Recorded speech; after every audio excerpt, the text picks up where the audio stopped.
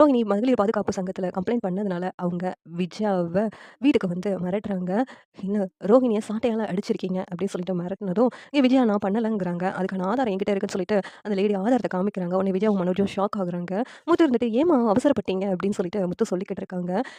அண்ணாமலையும், "ஏன் விஜயா கொஞ்சம் பொறுமையா இருக்க மாட்டியா?" அப்படின்னு சொல்லிட்டு கேட்டுட்டு இருக்காங்க. உடனே விஜயா இருந்துட்டு, "அவன் நம்ம வீட்டுக்கே சாமியார் பொம்பளைய அனுப்பி நம்மளையும் ஏமாத்துவாளாம். அவள நான் எப்படி சும்மா விட முடியும்?" அப்படின்னு விஜயா சொல்லிக்கிட்டு இருக்காங்க. "அவங்க என்ன பண்ணாலும் நீங்க அவங்கள சாட்டைய வச்சு அடிச்சது பெரிய தப்பு.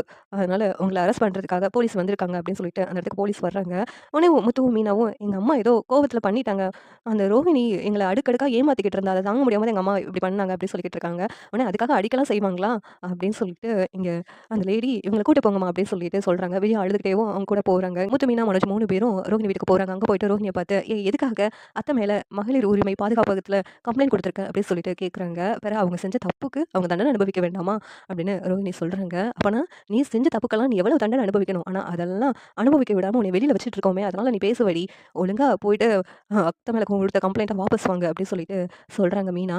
மனோஜும், ரோஹிணி நீ அம்மா மேல குடுத்த கம்ப்ளைண்ட்ட வாபஸ் வாங்கணும்னு சொல்றாங்க.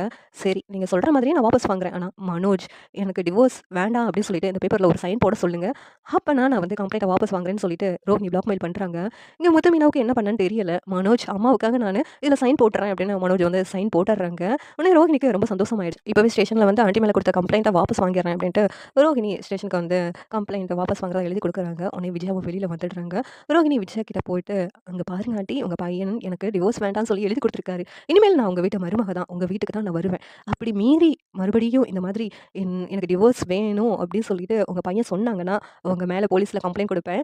நீங்க ஜெயிலுக்குள்ள தான் காலம் ஃபுல்லா இருக்கணும்" அப்படின்னு சொல்லிட்டு ரோஹிணி வந்து இங்க பிளாக்மெயில் பண்றாங்க. விஜயாவும் வேற வழி இல்லாம என்ன சொல்லன்னு தெரியாம அமைதியா இருக்கிறாங்க.